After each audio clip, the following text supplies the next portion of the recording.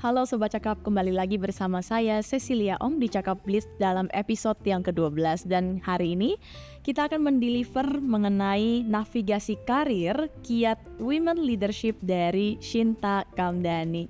Halo Ibu Shinta, apa kabar? Baik Cecilia. It was so fast ya, terakhir kita ketemu aja udah 3 months ago. Yes, time flies. And it's an honor for us to have Bu Shinta in our Cakap Blitz episode kali ini yang ke-12. Dan aligning with the topic, talking about women leadership pastinya nggak akan jauh-jauh dari gender equality yang selalu digaungkan oleh Bu Shinta. Dan gender equality ini terbagi memang dari working environment dan juga study environment gitu ya. Dan kalau Bu Shinta sendiri kan lulusan Barnard College, Columbia University of New York, dan juga lulusan Harvard Business School. Nah, kalau boleh tahu nih Bu Shinta, kira-kira what makes you deciding to pursue the further education to New York and also USA? Ya, jadi mungkin saya bisa cerita sedikit latar belakang pendidikan saya ya. Jadi saya memang pendidikan saya awalnya di Jakarta gitu, di sekolah di Jakarta, tapi kemudian pada saat saya usia 15 tahun ya, itu kelas 2 SMA. Pada waktu itu orang tua saya memutuskan saya mau disekolahkan di boarding school di luar negeri. Waktu itu saya nggak dikasih persiapan apa-apa, jadi mereka cuma bilang pokoknya kamu mesti sekolah ke luar negeri supaya nanti universitasnya bisa dapat yang lebih baik gitu. Jadi saya dikirim ke satu tempat, ini middle of nowhere di Connecticut, Simsbury, Connecticut. Kotanya aja nggak banyak yang tahu. Di situ tuh nggak ada apa-apa, benar-benar kosong. Cuman ada satu mall, even no movie theater. Jadi kalau hidup di boarding school itu tuh sekolah perempuan boarding school, itu tuh ada sign inside out. Jadi kita dari pagi bangun sampai tidur itu tuh kita ada waktu-waktunya gitu. Jadi semua itu diatur. But anyway, so I went there and it was time, I think it's one of the most difficult period in my life gitu. Kenapa? Karena waktu itu saya benar-benar harus struggling ya. Itu di situ tidak ada orang Asia, cuman ada kalau nggak salah satu orang dari Hong Kong. But I think because I need to survive and I need to show my parents, orang tua saya, bahwa saya bisa survive, itu benar-benar dorongan buat saya untuk menunjukkan kemampuan saya gitu. Jadi dengan mungkin bahasa Inggris saya juga belum sempurna dan lain-lain, jadi dari akademis saya juga mesti struggle dan mesti menunjukkan kemampuan saya, tapi juga dari environment dan lingkungan itu saya mau nunjukin nih saya mampu untuk survive di environment ini. Berarti udah saat itu udah mulai ke develop leadershipnya bahkan. Sudah mulai. Sebenarnya dari kecil saya juga suka gitu organisasi segala ya. Tapi di situ benar-benar menunjukkan bahwa saya mesti di dalam satu lingkungan yang bukan under my control. Kira-kira ada special moment gak sih Bu Shinta yang turns out dimana membentuk kepemimpinan ibu termasuk terhadap gender equality ini gitu? Kita lebih ini kan dari segi komunitas ya namanya perempuan ya saling ini. Tapi yang mungkin turning point buat saya yang benar-benar untuk menunjukkan gender equality itu ya pada saat saya kembali ke Indonesia. Saya kerja di Indonesia, kemudian saya waktu ke Amerika sekolah di sana, saya juga sekolah sambil kerja. Waktu saya pulang, saya udah langsung dilempar untuk masuk ke bisnis keluarga saya. Saya balik dari sekolah langsung ngegelut bisnis keluarga. Di situ saya masuk ya di dalam salah satu unit usaha dulu gitu. Disitulah baru kelihatan gitu bagaimana antara laki-laki dan perempuan di tempat kerja. Jadi ini kan benar-benar yang udah mulai full time career ya. Jadi sebelumnya mungkin kita kerja sambil sekolah kemudian kerja liburan itu beda. Kalau ini benar-benar kan full time career. Jadi di situ baru kelihatan. Nah, terutama saya struggling karena ini kan saya anak pemilik ya. Jadi udah banyak skepticism gitu terhadap diri saya gitu. Jadi pada waktu itu ayah saya kasih saya di satu unit di mana atasan saya itu adalah expatriate perempuan.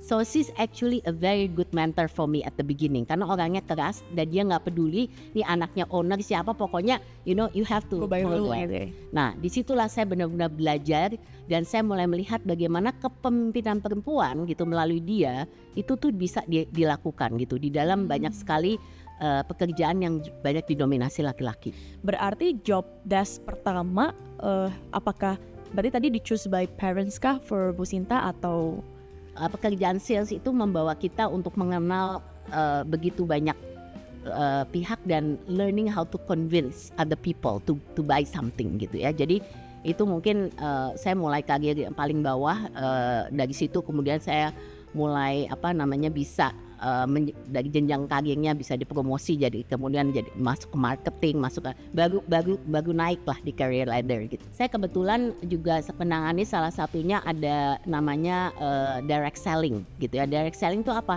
Direct selling tuh kita tuh ada pekerja perempuan juga. Waktu saya mulai itu ada yang jualan produk cosmetics gitu-gitu ya. Nah di situ kelihatan, jadi misalnya bagaimana dinamika rumah tangganya, karena mereka direct sales tuh banyak yang sukses, hasilnya besar gitu. Tahu-tahu didatengin suaminya dia mesti berhenti. Kenapa? Karena hasilnya over dominating penghasilan suaminya. Di situ tuh dinamikanya saya mesti melihat gitu lah. Saya mulai melihat dan juga bagaimana mengatasinya. Jadi problem-problem di mana para perempuan pekerjanya itu mulai kesulitan. Kemudian saya juga ikut serta counseling. Kemudian saya kebetulan latar belakangnya psikologi, jadi saya senang counseling. Jadi hal-hal seperti ini saya belajar banyak lah untuk berinteraksi dengan manusia gitu ya, dan juga dengan berbagai. Jadi dari perspektif gendernya juga kelihatan ya, tantangan-tantangan yang dihadapi pekerja perempuan dan bagaimana kemudian kita bisa mengatasi gitu dengan support yang kita bisa berikan. Iya, dan sungguh luar biasanya kan Bu Sinta masuk tadi as a staff gitu kan, masuk as a staff kemudian dalam kurun waktu 9 tahun kemudian baru mulai masuk, correct me ya Bu, mulai masuk ke jajaran manajemen. Betul. Dan setelah total lah ya, setelah jadi MD kemudian ada sekitar 16 tahun gitu ya, dan di tahun ke-25 menjadi CEO. Ini sungguh luar biasa Bu, karena kan family business ya, jarang, mungkin ada yang mungkin sempat nego kali ya, aduh daripada 10 tahun 5 tahun deh udah fast track gitu ya. Nah kira-kira dari selama pengalaman bekerjanya Ibu nih, dari awal emang dari dasar kemudian ngeliat bagaimana problem solving staff sampai kemudian masuk ke jajaran sampai terakhir menjadi CEO, kira-kira tempat yang paling berkesan menurut Bu Sinta ada di fase mana Bu?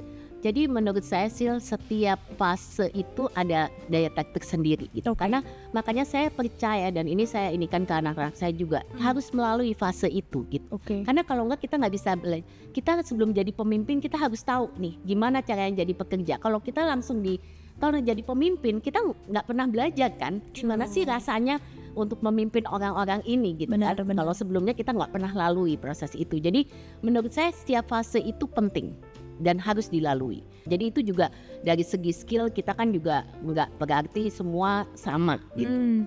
Nah kemudian yang kedua, saya melihat bahwa pada saat kita mulai masuk ke dalam sistem ya, disitulah kita kemudian belajar untuk bagaimana membuat satu sistem yang lebih efektif untuk satu perusahaan atau organisasi. Di situ saya melihat ini ada satu hal yang perlu perbaikan, gimana leadership itu. Jadi saya melihat membayangkan leadership ini seperti ini. Oh ini kok begini ya leadershipnya. Jadi saya tahu pada saat kemudian saya jadi pemimpin, saya tahu this is not the kind of way yang saya mau gitu kan. Jadi ini hal-hal yang kemudian merefleksikan bagaimana sebenarnya supposed to be seorang leader gitu ya. Tapi yang paling penting adalah my turning point kalau buat saya itu pada saat saya setelah saya bekerja sekian lama, kemudian pada tahun saya ingat 90 pas krisis kemudian saya datang ke ayah saya tahu ada hal-hal yang perlu perubahan. Dan pada waktu itu I was in the point of my age juga yang saya tahu kalau either I continue in the family business or I have to start on my own, karena ada hal-hal yang saya kurang setuju gitu. Nah kalau saya too late, I would not be able to start on my own anymore gitu. Jadi pada waktu itu saya datang kepada ayah saya dengan sebuah business plan untuk what should we do, consolidation of the business. Dari segi saya ini semua saya present kepada ayah saya, and saya sekarang kalau ngomong enak, tapi pada waktu itu it's pekerjaan yang sulit untuk convince ayah saya that this is the direction that we need to go. Dan pada waktu itu saya mengatakan kepada ayah saya, you know, I've worked, I follow all your what you want gitu ya. Tapi sekarang udah waktunya saya mau memposisikan diri saya lebih daripada sekedar seorang pekerja. Jadi pada waktu saya mulai kemudian masuk manajemen, saya juga mulai melihat diri saya, how can I play a role sebagai partner. Dan itu yang saya katakan kepada ayah saya. Berarti waktu propose Bu Sinta ada di posisi mana Bu? Waktu apakah udah menjabat CEO atau before that malah? Ya, ini sebelumnya karena saya waktu itu memimpin salah satu unit usaha cuman, jadi belum di holding. Saya tuh kerja masuk ke holding itu dengan benar-benar directly kepada ayah saya itu bagus setelahnya gitu. Jadi ya sudah ada tapi di dalam unit usaha, jadi belum di holding. Holding itu actually is part of our proposal. Jadi proposal yang saya kemudian ajukan untuk consolidating. Karena saya melihat holdingnya kan tadinya cuma sebagai legal purpose ya, tapi kemudian saya mau holding ini bisa deactivate gitu. Jadi makanya disitulah we give birth to Syntesa Group gitu. Jadi tadinya ada banyak sekali perusahaan-perusahaan gitu, dan kita consolidate kemudian menjadi yang namanya Syntesa Group gitu. Nah itu yang bagian daripada business plan yang pada waktu itu saya sampaikan kepada ayah saya. Wow, itu courage yang luar biasa Bu. Either you take it or ya, maksudnya saya enak ngomongnya sekarang karena udah lewat, tapi pada waktu itu it's not enak at all. Jadi benar-benar it takes time to convince, dan memang sulit ya, karena kan gimana pun juga walaupun kakek saya mulai bisnis, kami waktu itu bisnis perkebunan, tapi ayah saya yang benar-benar mulai trading bisnisnya gitu. Jadi he always believe, yes, I'm the owner, I know what I'm doing gitu loh. What do you know gitu loh, sampai mau mengusulkan hal-hal semacam ini gitu kan. Tapi ayah saya tuh ya puji Tuhan cukup terbuka gitu, dan mungkin dia melihat lah untuk kita coba gitu untuk melihat ke depan. Dan pada waktu itu kan waktu krisis ya, 98 crisis gitu. Dan jadi waktu-waktu yang cukup sulit gitu, walaupun dalam kelompok usaha kami ya kita bisa survive lah, tapi maksudnya periode yang tidak mudah gitu. One of the interesting point ketika Bu Sinta mengaplikasikan value-value ke dalam corporate value, karena ya it's bisa dibilang value, everyone have a value, personal value, tapi bagaimana untuk embed ke dalam corporate value, it's ya bisa dibilang one of the strongest moment ya Bu. Kalau boleh tahu nih, apa aja prinsip-prinsip kepemimpinan dari Bu Sinta yang dipegang teguh selama ini? Ya, jadi pertama pada waktu saya memformulate yang namanya Syntesa Group, we give birth to Syntesa Group, itu saya juga mesti clear, kita mesti punya vision, mission, and corporate values. Jadi karena selama ini semua berjalan sendiri-sendiri, itu nggak ada benang merah yang menyatukan. Untuk sebagai sebuah kelompok usaha, what is the vision, mission, and corporate value. Dan saya punya base yang paling penting is the people. The human capital development is key. Itu saya mendapatkan kesempatan untuk memulai ini dan melanjutkan usaha, tapi memulai konsep daripada active holding ini. Saya juga membentuk yang namanya executive committee yang nggak pernah ada. Executive committee itu kalau namanya pemain bola itu tim, my A team. Karena kan kita namanya family business tuh kebanyakan ya di Indonesia tuh yang udah zaman ngikutin dari zaman dulu gitu orang-orang lama. Jadi paradigma dan mindsetnya juga agak sedikit berbeda. Jadi kita mau membawa tetap budaya yang ada, tapi juga memasukkan mungkin dari multinasional kita bisa banyak bawa culture baru yang membangun supaya organisasi ini lebih bertumbuh ke depan seperti apa gitu. Nah, disitulah saya membentuk executive committee tim yang pertama, leadership yang kemudian saya tukan di sana, saya juga masukkan ke dalam servant leadership. Jadi selain daripada juga autocratic leader yang ayah saya ada, saya rubah menjadi lebih democratic leader, di mana saya mengambil kesempatan untuk my executive committee. Jadi kita buat keputusan bersama gitu kasarnya. Nah, saya juga memayung namanya servant leadership, which is important to show gitu. That actually saya ini mimpin anak-anak, saya serving them. My employees itu saya serve mereka gitu. Nah, itu yang saya rasa yang merupakan satu hal penting dalam kepemimpinan yang mungkin agak berbeda gitu. Kemudian kita mulai dengan vision di mana importance. So our vision as a group was to become sustainable excellence company. Karena saya percaya bahwa untuk kita bisa berkelanjutan, kita perlu menerapkan tidak hanya unsur profit atau ekonomi, tapi juga people, sosial, dan planet, lingkungan. Jadi Profit, People, Planet, 3P itu menjadi Sustainable Excellence Vision-nya daripada Syntesa Group. That's an important component. Nah, setelah itu, apa yang penting? Memang corporate values are very important. Karena kalau enggak, semua kita, saya selalu menyebutkan employees itu adalah owners kita. Ya, kita semua sebagai owners. Jadi owners tuh pemegang saham owners, tapi employees itu kan juga owners. Nah, disinilah saya kemudian incorporate apa yang saya belajar dari orang tua saya, values ya selama saya bertumbuh ya dari anak sampai dewasa. Kemudian saya masukkan itu ke dalam corporate values. Jadi kita punya 4E di Syntesa corporate values. Pertama adalah empowerment. Jadi saya selalu diajarkan orang tua saya dulu itu bahwa kita tuh harus mendapatkan we have to empower. Jadi saya juga di-empower oleh orang tua saya gitu supaya saya bisa lebih mandiri, di-empower. So that's empowerment is a big thing. Jadi saya bilang orang kerja itu gimana caranya kita juga bisa empower others. Yang kedua adalah dari segi entrepreneurship. Nah, disinilah saya juga ajarkan kepada employee saya, walaupun kamu boleh bilang kamu adalah orang HR atau kamu orang finance, but how you can develop as project owners. Jadi saya mulai terapkan namanya project owners, di mana orang HR pun bisa menjadi lead daripada dia jadi project owners-nya gitu. Walaupun dia latar belakang HR, tapi dia akan membawahi juga hal-hal yang berkaitan dengan project tersebut. Jadi dia harus koordinasikan gitu loh, finance-nya, marketingnya dan lain-lain. Walaupun dia bekerja untuk saya, tapi dia juga bisa merasa ini seperti their own gitu. Itu entrepreneurship. Yang ketiga adalah excellence. Saya selalu belajar dari kecil, orang tua saya bilang, whatever you do, just give the best that you can. Gitu. Pasti banyak persoalan, tantangan pasti banyak. But as long as you give the best you can, we are happy. Yang keempat adalah empathy. Saya tuh dari kecil selalu diajarkan orang tua saya, kita harus care.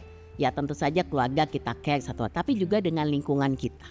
Jadi empathy is that we care about our community as well gitu. Dan disitulah saya juga bangun baik itu di dalam internal organisasi maupun eksternal organisasi, that empathy ini harus kita inikan sama-sama.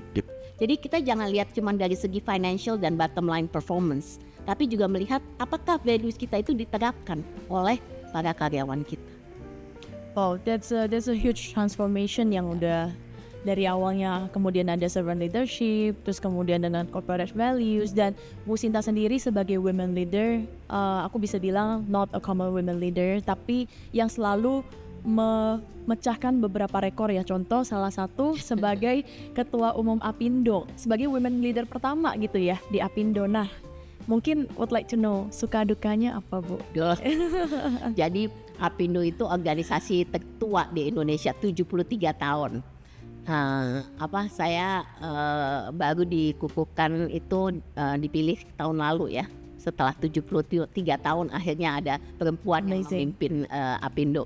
Tentu saja kebanggaan buat saya luar biasa, tapi juga pemicu nih gimana menunjukkan bahwa saya bisa melanjutkan apa yang telah dilakukan oleh semua pemimpin sebelum saya gitu. Jadi ini organisasi yang pertama di mana saya juga sekarang punya bidang.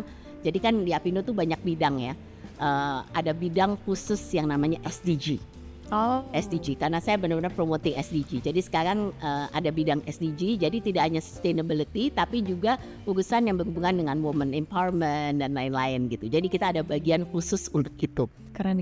Dan selama ini sempat ngalamin any stereotype ataupun stigma nggak, Bu? Itu udah biasa lah. Kalau saya bilang, kalau stigma itu udah sesuatu, udah makanan sehari-hari ya. I think we try to break the glass ceiling, but we all know di dalam culture dan budaya yang ada di Indonesia, we have made fast progress, I'm sure. tapi pasti masih ada skeptisisme seperti itu. Apakah dia mampu gitu kan mimpin? Apakah dia mampu? Ya dia sih lemah, dia sih ini, itu udah satu skeptik yang biasa kita harus. Yang penting buat saya sekarang adalah saya mencoba untuk mengembangkan sebuah network ya. Jadi saya selalu katakan sama kaum perempuan, you're not alone. Okay, I know it's slowly at the top. Kita ngelihat sekarang kalau leadership perempuan itu kalau di Indonesia dia bukannya membesar malah makin kecil. Ini kayak piramida. Jadi awalnya mungkin oke lah masuk ke dalam kerja mungkin sama lah. Nanti dia naiknya makin lama makin kecil. Jadi di dalam middle management itu cuma ada sekitar 20%, di atasnya cuma 5%. Jadi it's like benar-benar kayak piramid. Dan menarik karena banyak perempuan yang prefer not to be promoted, Sil. Karena terlalu memusingkan. Not getting the work-life balance ya. Karena dia mesti ngurus rumah tangga, terus dia juga mesti kerja. Udah repot, udah saya di posisi ini aja, lebih gampang daripada saya nanti jadi manager, direktur, nanti saya susah gitu loh. Nah, jadi ini satu stigma yang kita harus rubah gitu. Bagaimana caranya membantu para perempuan ini juga mendapatkan kesempatan yang setara, tapi juga mendukung mereka untuk mau menapaki karir sebagai leaders.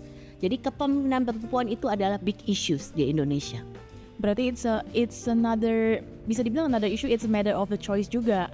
Berarti how do we motivate them untuk bisa tadi mau pursue for the career leader yang lebih tinggi gitu. Tentunya isu seperti pay gap, recruitment gap. Jadi kita masih ada perbedaan tuh antara laki-laki dan perempuan dari segi pendapatan. Itu gitu-gitu tuh masih ada pay gap. Nah, disinilah kita mulai ada program yang kita namakan GEARS ya. Jadi ada toolsnya untuk gender equality. Kemudian ada certification yang kita keluarkan. Nah, ini di situ baru kelihatan tuh gimana actually banyak perusahaan yang tidak menerapkan kesetaraan gender itu gitu, dan bagaimana perbaikan yang harus dilakukan, terutama dukungan untuk perempuan, misalnya flexible working hours, memberikan infrastruktur untuk perempuan seperti ruang laktasi, daycare dan lain-lain gitu. Ini kan semua untuk membantu ya dari segi bagaimana perempuan ini bisa mendapatkan dukungan di dalam tempat kerja. And how do you see Bu, kontribusi dari penguasaan skills ataupun keterampilan dan bahasa gitu ya dalam mendukung para perempuan untuk bisa naik another ladder lagi in the career? Jadi kalau dari segi skills itu sebenarnya pasti pelatihan itu diberikan kepada dua-duanya ya, laki perempuan. Itu saya rasa kalau training sih semua dapat kesempatan yang sama gitu. Cuman memang kan dasar ya kan namanya pendidikan. Kita lihat saja dari segi pendidikan juga kan ada gap gitu loh, laki dan perempuan dari yang mendapatkan akses pendidikan. Tapi kalau kita sudah di tempat kerja sebenarnya akses dari segi skills itu dapatkan dua-duanya.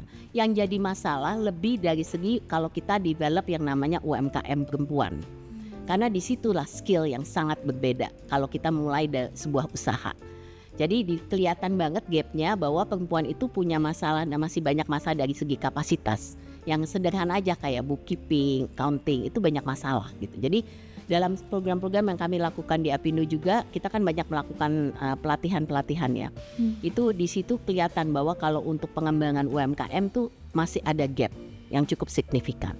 Termasuk juga dengan digitalisasi karena sekarang kan kita lagi mengembangkan literasi digital ya. Di situ banyak perempuan yang masih menemui banyak masalah. Jadi kita banyak fokus untuk literasi juga untuk khususnya untuk perempuan go digital ya. Nah inilah mungkin kalau dari segi skills. Dan overall who's your role model? Ya saya rasa role model saya itu banyak ya. Saya nggak bisa menemukan satu spesifik role model. Kalau namanya role model in the sense bahwa menjadi saya selalu, of course I always look up as Mother Teresa. Mother Teresa, kenapa Mother Teresa? Karena Mother Teresa itu orang yang sudah dalam hidupnya yang tidak memikirkan kepentingannya sendiri tapi memikirkan kepentingan orang lain. Saya selalu mengatakan kapan ya saya bisa dalam satu fase kehidupan saya di mana saya nggak usah punya ego, nggak usah punya ambisi, tapi saya bisa memberikan dampak yang banyak buat banyak orang gitu. Disitulah figur seorang Mother Teresa yang buat saya luar biasa gitu. Nggak pernah tuh mikirin dirinya, dia mikir orang lain. Orang tua saya pun menjadi panutan saya, tentu saja itu mereka selalu memberikan keseimbangan ya. Ayah saya yang lebih bisnis, ibu saya mungkin lebih yang sosial gitu. Tapi itu dua-dua skill yang kita butuh. Kemudian saya selalu look up seperti Ibu Mari Pangestu, salah satu mentor saya juga. Dia selalu mengatakan kita ini triple minority, Sinta. Betul. Karena kita ini perempuan, kita non muslim dan kita keturunan. Jadi ini juga triple minority ini kadang-kadang membawa kita juga gitu sebagai salah satu hal yang dianggap satu kekurangan gitu ya. Padahal menurut saya itu banyak yang bisa kita manfaat menjadi satu kelebihan yang kita miliki. Dan ada tips mungkin pun yang bisa di-share ke Sobat Cakap yang ingin tadi ya naik ke career ladder sebagai women leader juga, terus kemudian ingin memulai usaha juga. Mungkin any insight or tips for them ya Bu? Saya tuh punya prinsip hidup ada 3 Sil. Saya senang dengan ini ya. Jadi saya 3P juga. Yang pertama adalah purpose. Saya percaya dalam hidup itu kita mesti punya tujuan. We need to dream big as we can gitu. Jadi have purpose in life. What do you want to do gitu. Kalau itu kita mau menjadi ibu rumah tangga pun is a purpose. Tapi apapun you need to know what you want. Jadi pertama itu adalah purpose. Kemudian yang kedua adalah passion. You need to love what you're doing. Whatever it is, itu you need to enjoy it. Karena kita setiap hari hidup, we're going to have to go through this, right? Jadi kita mesti menyenangi apa yang kita lakukan. We need to be in love with what we are doing. Nah itu selalu tips saya yang kedua adalah passion. Dan yang ketiga adalah perseverance, yaitu kerja keras. Karena nothing comes that easy. Everything you have to work hard for it. Nothing come in a silver platter. Itu yang saya belajar gitu ya. Jadi semua itu kita harus kerja keras. Dan kalau kita naik itu enak. Kalau kita turun itu tidak enak kalau kita jatuh. Jadi kita harus membiasakan bagaimana caranya kita juga bisa jatuh bangun. Bahwa setiap jatuh ya kita harus bangun lagi. Kita setiap jatuh bangun lagi. Don't give up on anything. Jadi ini saya rasa 3 tips saya. Purpose, passion, and perseverance. Thank you Bu Sinta for your insight, for sharing with us your inspiring stories. And as we wrap up the conversation, jelas bahwa women leadership itu bukan hanya sebuah kebutuhan, tetapi juga pendorong inovasi dan perubahan di setiap sektor. Dengan mendukung dan memperkuat suara perempuan, kita tidak hanya mendorong equality, tetapi juga membuka potensi penuh dari komunitas dan organisasi kita. Semoga episode Cakap Blitz kali ini bisa memberikan manfaat bagi kita semua. Dan ingat, leadership datang dalam banyak bentuk. Jadi tidak hanya 1 ataupun 2, tapi setiap effort seperti yang Bu Sinta sharing tadi, it works and it counts.